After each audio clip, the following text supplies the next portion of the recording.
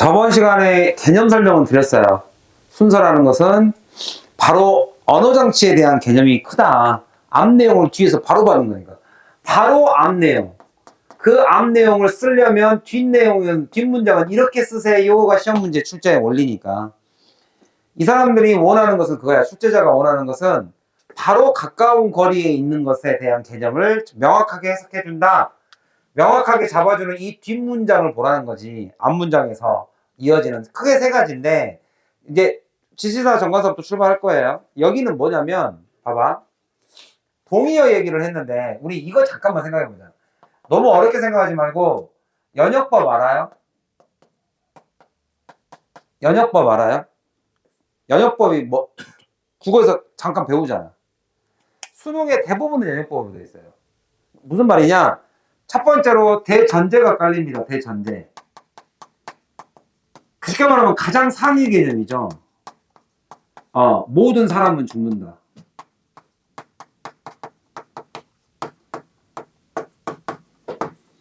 그리고 나서 대전제를 깔아놓고 그 다음부터 뭐가 출발해요? 예시가 출발해. 그래서 소크라테스도 죽었다. 그죠? 이순신도 죽었다. 수능에서 동의어라는 것은 개념이 그거야. 주제문을 잡으면 그거에 대해서 모든 사람을 소크라테스로 바꿔놨다고. 그러면 이 단어를 보자마자 여기가 하위 개념이 되는 거야. 즉 모든 사람과 소크라테스는 동의어로 쓰인 거예요. 다만 이게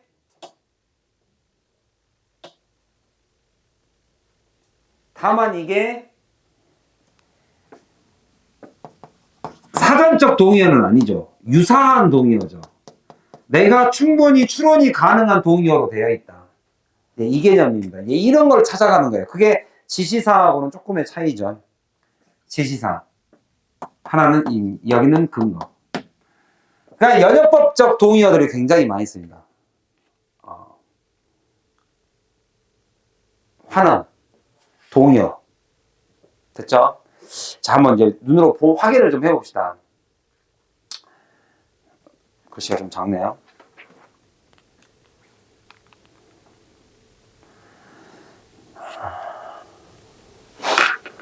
네, 또.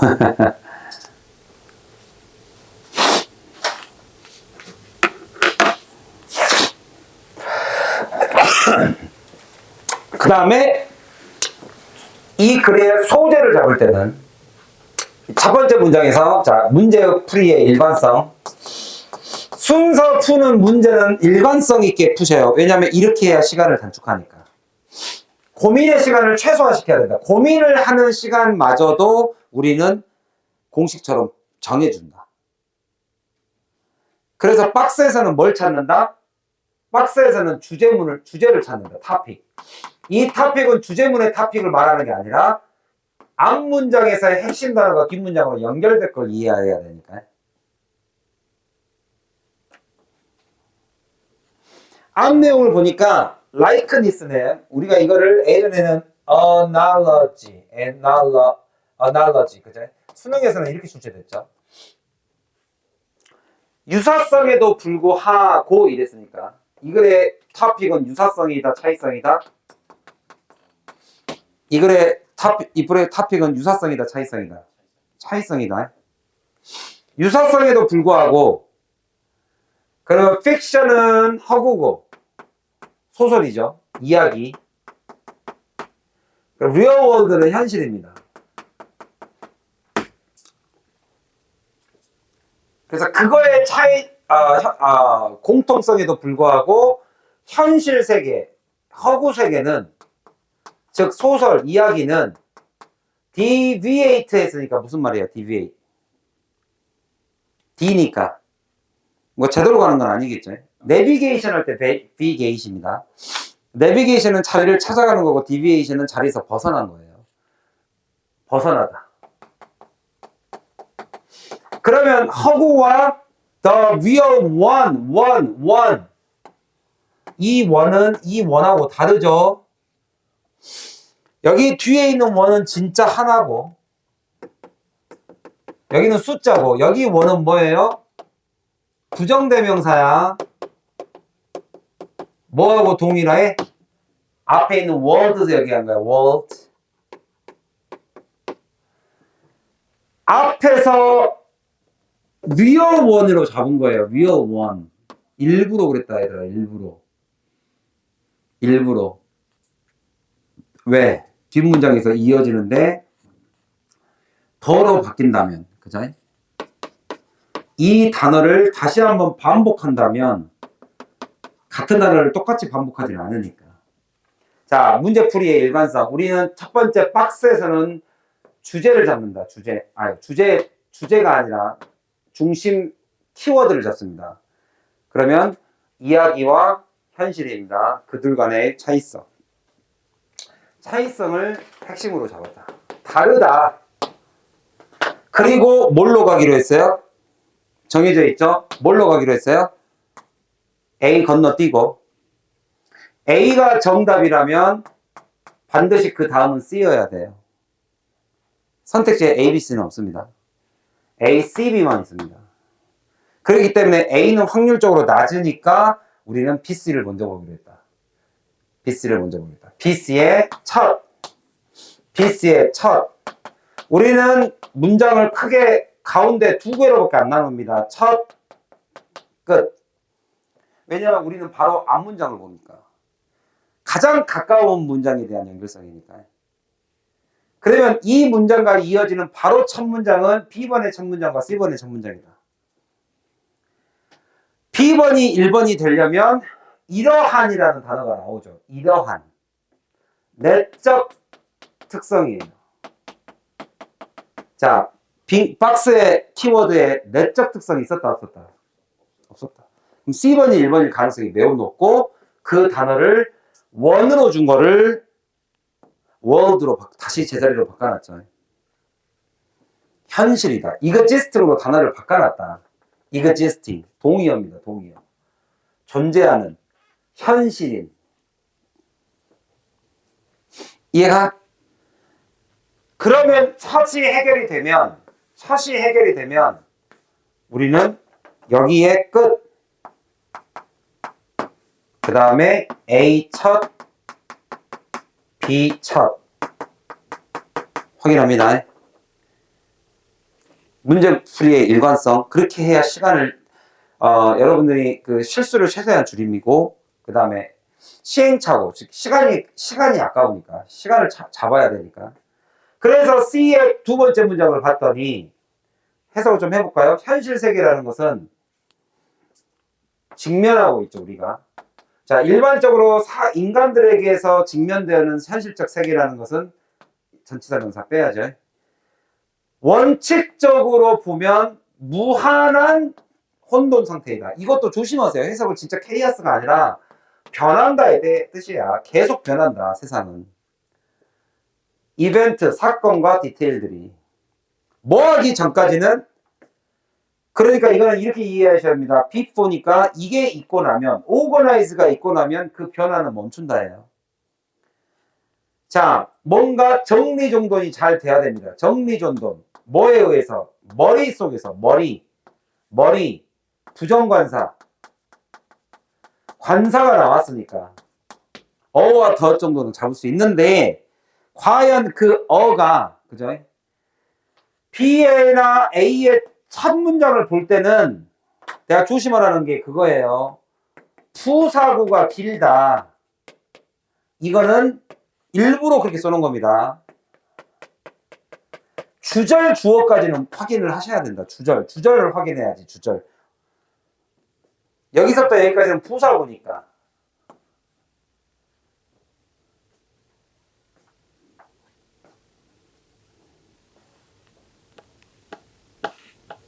그래서 B번의 주절을 보니까 주절 주어까지는 확인을 하셔라. 주절 주어. 마인드는 머리예요, 가슴이야? 머리지, 머리. 그러니까 사람들 정신세계, 머릿속에서 정돈이 돼야지만 그 케이오스, 현실적인 변화는 정돈이 됩니다. 그리고 이러한 케이오스는 only get, 그렇죠. 이거 나고 난 후에야.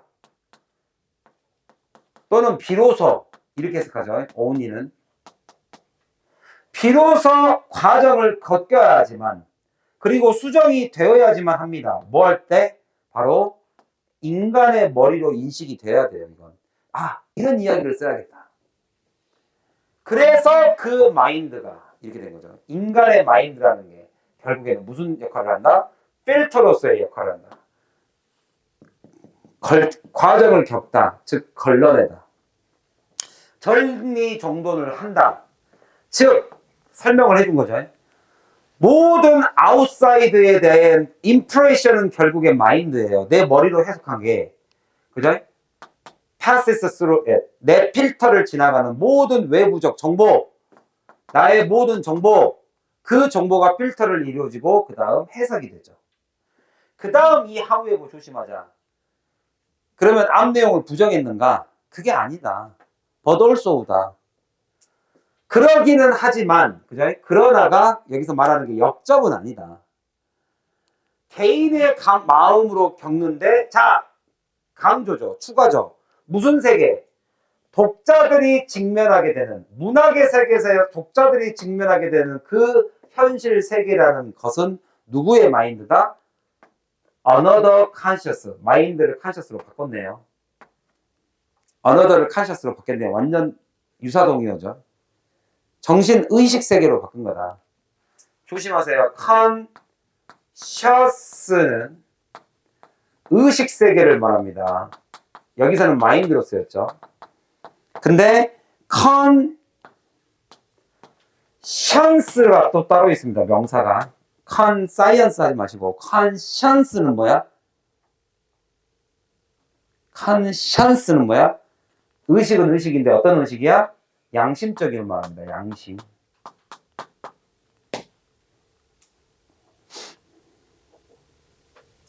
그러니까 이 another conscious가 결국에는 어디로 가는 거야? 이게 이 마인드로 갔으니까 여기가 2번인 건 확실하죠? 3번은 어디로 간 거야? A로 간 거야. A로. 이 conscious가 결국엔 누구 말하는 거야? 문학 세계에서 독자들이 바라보는 이 세상은 누구의 마인드야? 작가의 마인드야. 이렇게 이어진 거죠. 그래서 변화가 됐다. 대조로 잡아도 됩니다. 대조도 어차피 추가니까. 그래서 개인들이 겪는 마인드, 의식적 세계와 작가가 잡아주는 의식적 세계는 바로 author다. 그래서 그 author, 저자들은 content를 according to his worldview죠. 자기 conscious죠. 자기 세상을 바라보는 관점을 통해서, 그죠? 그 내용들을 다 고르죠. 필터를 하는 거죠. 하고 이야기가 진행된다. 자, 우리는 가독성만 보면 됩니다. 가독성. 우리는 여기서 주제 찾는 것도 아니고 대입 파악도 아니고 뭐죠? 내용 일치불일치도 아니다. 내용이 정확하게 이어지는가? 첫 문장으로 붙는가? 첫 문장에서 붙었던 동의어, 차이성, 현실 세계, 현실과 그죠? 소설, 현실 세계라는 단어를 이렇게 받은가? 그래서 이 끝에서 이어지는 마인드가 더 마인드로 바뀐가? 더 마인드로 바뀌었죠. 주절주어. 더 마인드에서 however가 등장했다. 무슨 기능을 했다? 추가. 앞 내용은 개인이 겪는 거. 뒷 내용은 문학 세계에서의 mind. 이 마인드가 앞에는 mind, the mind니까 여기서는 mind라고 쓰지 않고 이걸 뭘로 표현했다? 또 하나의 마인드를 의식, conscious로 바꿔놨다. 그리고 이게 마지막으로 이어지는 게 뭘로 이어졌다? A번의 author. 이게 결국엔 작가였죠. 이렇게 연결되는 거. 그러니까 이 글을 쓴 사람은 직업군이 교수야. 교수가 되려면 논문을 영어로 써야 돼요. 적어도 서울권 대학교, 경기권 대학교 교수들은 전 세계 학술계에서 인정을 받아야지 교수가 되는 거지. 국내 논문이 아니란 말이지. 원서를 써본 사람은 아는 거야. 한국어에서 없는 기능 중에 하나가 대명사란 말이에요. 우리가 엄마, 어머니 해놓고 뒤에다가 그녀는이라고 안 하거든. 그러니까 얘네들은 앞문장에서 뒷문장으로 넘어갈 때 명사 처리가 너무 어려웠던 거야. 그러니까 우리나라 고등학생들한테 영어를 배울 때는 이런 거에 대해서 좀 고민을 해보고 알고 들어와라, 대학을. 원서를 읽으려면. 그런 차원에서 간접 쓰기. 네가 쓸 수는 없으니까. 네가 쓸 수는 없으니까 써놓은 거를 가지고 간접적으로 이해를 하세요라고 문제를 내는 거야. 그게 관사야. 그게 명사 처리하는 거예요. 명사 처리하는 게 어렵거든요. 글을 써보신 분은 압니다. 앞문장에서 뒷문장으로 넘어갈 때 명사 처리하기가 진짜 어려워요. 지금은 여러분들이 남이 써놓은 것만 읽으니까 수동적으로. 근데 네가 뭔가를 써야 될 때는 써본 사람은 아는 거지. 간접적으로 쓰는 것을 경험해 보세요. 이해가? 정답 CBA. 자, 복습 한번 하자. 복습. 자, 이제 여러분들 내가 모든 거를 다 수업 시간에 쓰면 시간이 너무 많이 걸리기 때문에 제가 이렇게 조금씩 정리를 해서 온 겁니다. 자, 순서는 고등학교 3학년의 수능장을 가기 전까지 문제풀이법에 대해서 가장 자신 없어 하는 부분 중에 하나예요. 왜? 명확하게 말로 정의를 못 내려요. 머릿속에서 맴도는 거지. 정답인 건 알겠어. 왜 그런지는 몰라. 그죠? 그래서 선생님이 늘 얘기하지, 글로 표현할 수 없는 지식은 망상이다. 글로 명확하게 표현을 돼야 된다. 이게 왜 정답인지 그걸 숙제로 해오라고 하는 거고. 그냥 영어니까 해석 숙제 100% 해오는 건 내신 때. 우리는 명확하게 이게 정답인 근거를 잡는 거야. 그 근거를 다시 한번 복습을 시켜줄 테니 숙제도 똑같이 해오라고. 왼쪽은 나랑 채우고, 오른쪽인가요? 오른쪽은 나랑 채우고 왼쪽은 네가 채워오라고. 알겠죠? 자, 1번 뭐 복습할까? 동의어. 바로 똑같은 단어 쓰지 않았어. 충분히 연상이 가능해야 돼. 이그지스팅을, 위어를 이그지스팅으로 잡을 수 있어야 돼. 저 원을 숫자 원하고는 구분해야 돼. 부정대명사. 두 번째, 부정간사가 나왔을 때 주절의 간사까지는 보자. 부사구가 아무리 길더라도 많이 나옵니다. 두 번째 이어지는 거일수록 부사구 긴 것은 정말 많이 나와요. 양보절도 많이 나오고 전치사 명사도 많이 나오고. 주절간사 뒤에 화제가 바뀌었다. 그죠? 지금까지의 워드는 개인이 겪는 거. 그 다음 대조. 대조는 어차피 추가적 개념이야. 개인이 겪는 세상은 이런 세상. 그 다음에 독자가 문학세계에서 겪는 세상으로 바뀐 거야. 대조. 앞 내용을 부정하지 않는다. 있는 그대로의 차이성만 보여준 거지. 차이성 보여주고 있다. 그러면서 추가가 됐고, 그것은 바로 another conscious. 또 동의어로 바뀐 거다. 그 동의어를 ours로 받은 거고. 대조 개념 여기서 조금씩 잡아두세요. 역접하고는 확실히 다르니까. 화제가 변했다.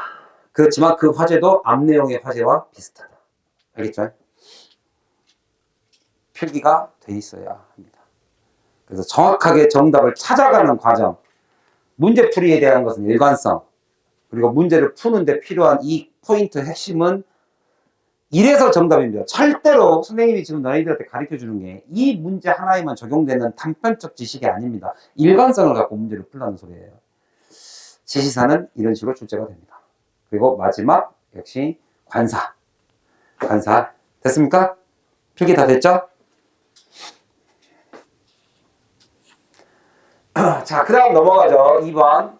이제 여러분들이 이런 식으로 한 번씩 풀어봐야 돼요. 그러니까 지금 문제를 여러분이 원래 풀던 방식대로 풀었을 텐데 이따가 내가 쉬는 시간을 줄 테니까 풀었던 문제도 다시 한번 풀어보는 건 매우 좋아요. 자, 2번 한번 풀어볼게요. 병렬이라는 건 개념이 뭐냐? 앞문장에서 뒷문장으로 이어지는 데 있어서 그죠? 우리는 병렬을 3개로 기본적으로 나눕니다. 3개로. 뭐 어려운 개념 아니에요. 단어 병렬이라는 게 있어요. 단어. 이거는 아까도 했죠. 유사동의어하고 비슷합니다. 앞 내용과 뒷 내용이 다르지 않는데 굳이 반의어를 쓸 일은 없다. 그래서 만약에 동의어를 쓴다면 단어를 살짝 바꾼다. 병렬이라는 것은 같다라는 개념이에요. 같다. 유사하다. 그 다음에 두 번째로는 구조적 병렬이라는 게 있어요. 구조적. 이거는 학생들이 흔히들 착각하는 게 눈치라고 착각하는 것 중에 하나죠, 이게. 하지만 이거는 눈치가 아니다. 저번에도 말했잖아. 내가 앞 문장에서의 주장을 이런 식으로 폈어. 야, 대인배는, 그죠? 사소한 일에 얽매이지 않아. 연역법이죠. 주장을 펴놓고 나서 구조적으로 뒤에 예시가 나올 때 어떻게 쓴다? 문장의 구조 똑같이 써요. 그럴 수밖에 없잖아. 모든 사람은 죽는다. 소크라테스 죽었다. 문장의 구조가 똑같은 거지 눈치가 아니라고 이거는. 이거는 연역법적 병렬, 구조적 병렬이라는 뜻이에요. 이거는 구조적 병렬이야. 그래? 무식한 놈들이 너 눈치로 풀었지? 그럼 그렇게 얘기해줘. 아니야 이 무식한 새끼야. 이런 거를 연역법적 구조적 병렬이라고 하는 거야. 구조적 병렬이에요. 근데 우리는 그걸 눈치라고 생각을 한 거지. 가장 어려운 것은 역시 추상적, 모양이 없는 게 어렵죠. 앞에서의 내용으로 보았을 때 내용상 이 내용과 매우 유사하다. 그죠? 이런 구조적 병렬. 내용상 병렬이 어렵죠. 수능에서 저번에도 나왔잖아. 박스에. 그죠? 정원사에 의해서 보살핌을 받은 식물의 특성과, 그죠? 그렇지 않은 식물. 이렇게 넘어가는데, 가드너가 케어기버로 바뀌어버리죠. 그러면서 단어들이 바뀌면서 내용상으로 풀어야 될 때가 많다. 그래서 이거는 뭐 하나 단독으로 쓰이는 게 아니라 다 어느 정도 이렇게 어우러져 있는 병렬 문제를 한번 풀어보도록 하겠습니다. according to는 너무 겁내하지 마세요. 우리 이번 수능 21번에도 골든 플레이시라는 단어가 나왔는데 내가 골든 플레이 나왔을 때도 이게 단어를 찾아보면 금도금이에요. 근데 그 금도금에 대한 배경 지식을 하나도 물어본 게 없어. 그래서 내가 이거를 그냥 GP라고 해도 상관없다. 여기도 그냥 RM으로 하세요, 그냥. 그죠? BTS 하세요, 그냥. 상관없으니까. 왜? 어차피 according to는 참고만 하겠다는 거야. 다만, 이 단어를 이해할 수 있으면 반응 모델이니까. 그죠? 반응 모델이니까 어떤 것이 원인이고, 그러네. 반응 나오네. drive. 원인을 결과로 이끌어내네. 이 정도만 알면 된다. 이건 인과관계예요. 인과관계. 인과관계도 병렬이다. 지금 내가 잡아준 거 예시인데 병렬관계 중에 하나가 인과도 병렬관계죠. 당연히 같은 거죠. 이런 것 때문에 생기는 게 이거니까. 이거를 미스반딩 모델이라고 한 거예요. 그러면 그거에 따르면 가격이 오르면, 그죠? 여러분들이 이 it을 앞에서 못 찾을 겁니다. 그 말은 이 that은 관계대명사도 아닌 거란 소리예요. 그러면 얘는 그냥 강조구문이에요. 강조. 누굴 강조했어? 가격이 오르면. 가격이 오르면 드라이브를 시켜버린대요. 드라이브. 이것이 이거를 이끌어버립니다. 인과관계죠. 인과관계.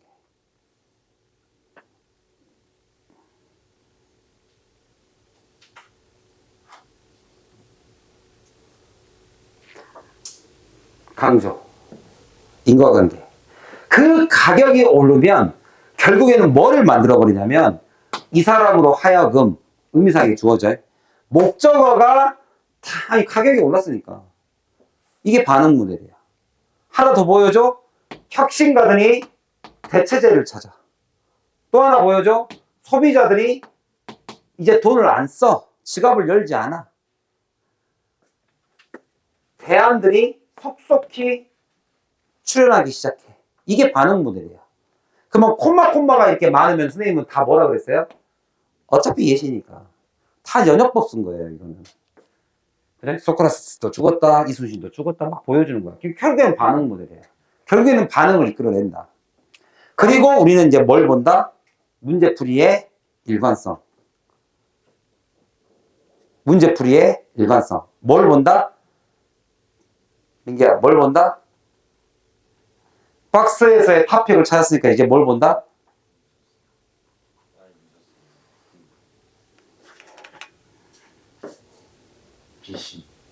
BC를 본다. 역시 카드는 BC죠. 됐어요? BC.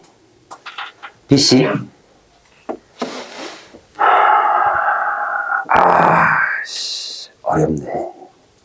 모르는 단어가 나와버리잖아. 근데 걱정하지 말아라. 여기는 이거 해석 잘해라. and so를 뭐라고 해석해요? 그리고 그래서 그리고 그래서가 아니라 그로 인해. 그로 인해. 인과관계를 나타냈네. 텍스가 붙었고 그로 인해 가격이 오르면, 그죠? 그런 것은 should result. 또 똑같네. 또 인과관계네. 이런 결론이 나온다. 이 문장으로 이어져서 병렬을 보여주는 게 맞는 건지, 아니면 바로 결과물이 나와버렸네요. 바로 결과물.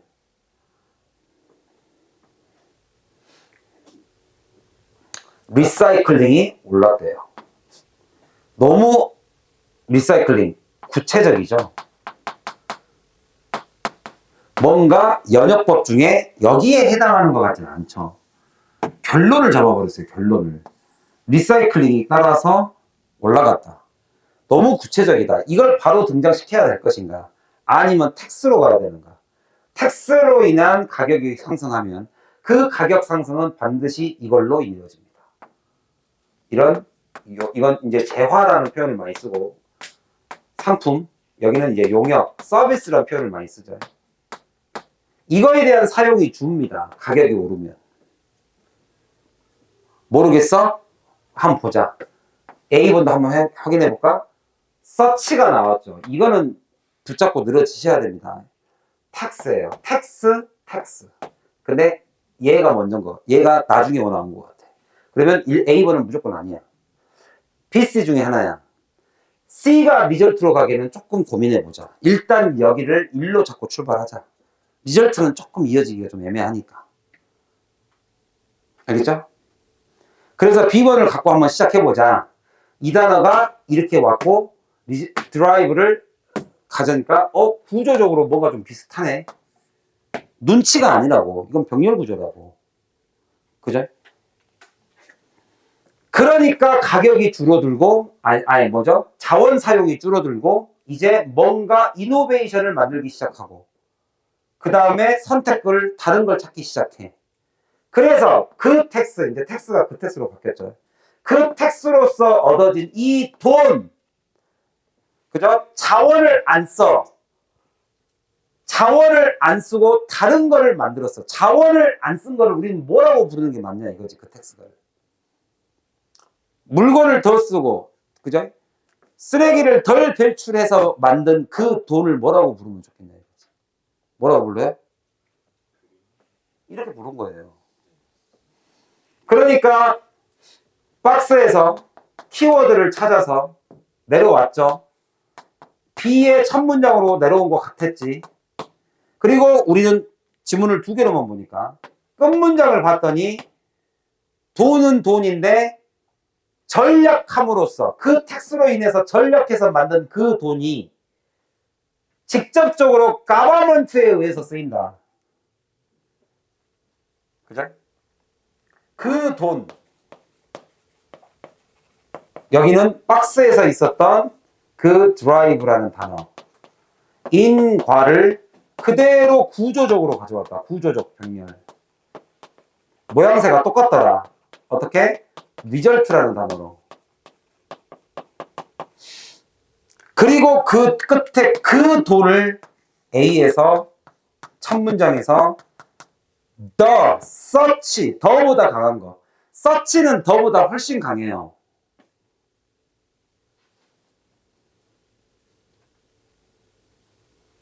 그 텍스가 존재하는 거죠. 그거에 대한 예시를 들어줘. 자, 또 예시야, 얘들아.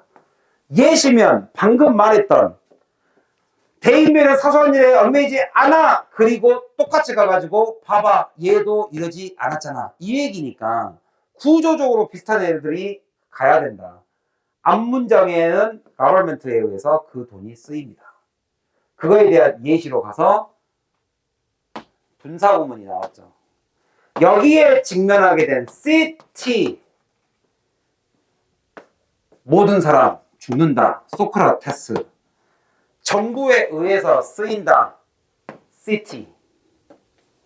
정부와 city를 연역법적 개념에서 보면, 그죠? 동의어로 쓴 겁니다. 병렬 구조죠, 이것도. 같은 구조 그대로 쓴 거잖아요. government를 city로 적은 거다. 저 city가 그냥 나온 단어가 아니야. 정부였던 거야. 이런 매립 비용이 필요해. 금액이 필요해. 돈이 필요해. 쓰레기를 버리고, 그죠? 그렇게 연관되어 있는 비용이 필요해. 거기에 직면하고 있는 정부는 뭐 할 수 있다? 가정집에 그린텍스. 버리세요. 모든 쓰레기를 특수한 쓰레기 봉지 안에 넣어서. 세금 거두겠다는 거야. 그러면 사람들은 뭐해? 이걸 통해서 이렇게 정부가 조치를 내렸더니 그 결과 사람들은 뭐 한다? RM. 가격이 올랐더니 세금으로 인해서 가격이 올랐더니 사람들은 사용을 줄이잖아. 그러니까 그 결과가 뭐야? 사용을 줄인다고. 리사이클링은 늘어나고. 됐어요? 됐죠? 근거는 있다. 문제를 간접 쓰기로 만든 거다. 이걸로 연결하고, 그죠? 그리고 그러한 돈을, 그죠? 그러한 돈에 대한 예시를 잡았고, 그 예시에는 city가 나온 거고, 그 city는 이 돈에 대한 by 정부에 대한 예시로 그대로 병렬 구조를 그대로 잡은 겁니다. 구조적 병렬, 박스에서 B, B에서 A로 갈 때 예시, 그대로 예시 병렬, 이것도 병렬이다. 이해 갔죠? 눈치가 아니다. 병렬 구조다. 이건. 이해 갔어요? 주장에서 예시를 잡을 때도 구조적인 병렬을 그대로 쓴다. 그 얘기예요. 그러니까 글을 써본 사람들은 뭘 아는 거야? 네가 주장하고 예시 쓸 때 문장의 구조적 병렬을 생각하셔요. 그러니까 남이 써놓은 걸 보고 판단할 줄 알아라 이 얘기야. 이해가? 아연이 이해가? 아연이가 이해가 안 가야 오늘 문제를 적게 푸는데 이해가 가니까 그 뒷문장으로 바로 넘어가겠습니다. 문제를 풀려고 그랬더니 이해가 안 갈 것 같아서 문제를 많이 풀 수 없대. 바로 이해 가죠? 그럼 한 문제 더 푸는 거야. 자, 문제풀이에 대한 확실한 근거 같이 잡자. 복습으로 잡자. 이건 정부가 푼 거고 그 정부에 대한 리절트 나온 거야. 결과물 3번. 자, 정리. 1번 인과관계를 내가 잡았어. 그 인과관계를 그대로 병렬 구조, 단어도 병렬, 구조도 병렬, 리절트 인으로 잡았어. 병렬 구조, 인과관계를 적용할 수 있고 그 다음에 거기다 어서진 뒷부분에 나와 있는 돈, 이렇게 전략해서 얻은 돈을 관사, 지시사로 받았어요. 그리고 그 지시사에 대한 예시, 요 뒤에 앞에 나왔던 정부에서 직접적으로 사용될 수 있다. 그 돈이 걷어지면. 그래서 그런 그린텍스에 대한 예시로 나온 게 시티. 이렇게 하고 나서 예시의 결론. 자, 봐봐. C번 같은 게 번호를 정하기가 매우 어려워요. 왜냐면 어디다 갖다 붙여도 다 될 것 같은 느낌이 들거든요. 그냥 단순 결론이고 예시잖아. 그러니까 이게 잡기가 굉장히 어려워. 그래서 얘는 마지막으로 가져가도 상관이 없습니다. 1번 순서와 2번 순서, 3번 순서를 결정함에 있어서 반드시 순서적으로 다 맞춰야 되는 건 절대로 아니다. 현실적으로 문제를 풀다 보면 2번, 3번을 먼저 잡아야 될 때도 있어요. 1번이 너무 어려워서. 반대로 1, 2번이 먼저 나오고 3번이 어려울 때는 갖다 붙이면 돼. 얘를 앞으로 갖다 놓으면 이상하거든. 훨씬 더 선택권이 짧다. 우리가 혼란이 적기 때문에 두 개만 명확히 잡는 것도 굉장히 좋은 전략이에요. 그러니까 단서를 읽다가 이런 서치 나오면 놓치면 안 되는 거야. 이런 더가 정확하게 나와주거나 디스가 나와주면 놓치면 안 되는 거야. 걔네들을 붙잡고 2, 3번이라도 잡으면 나머지 하나를 가지고 1번에다 붙이지 3번을 붙이지 결국 고민하면 되니까. 그게 훨씬 더 확률이 높아요. 그리고 나서 이어지고 나면 한번 쫙, 우리는 연결성과 가독성을 중요시 여기니까 글이 잘 읽혀지네 하면 끝이야. 됐어? 3번. 확인 다 했습니까? 포인트 딱딱 잡았어요. 왜 A가 B로 가야 되고 B가 C로 가야 되는지. 여기서 잡은 논리를 가지고 3번과 4번을 한 번만 더 풀어보세요. 또 진도가 나가면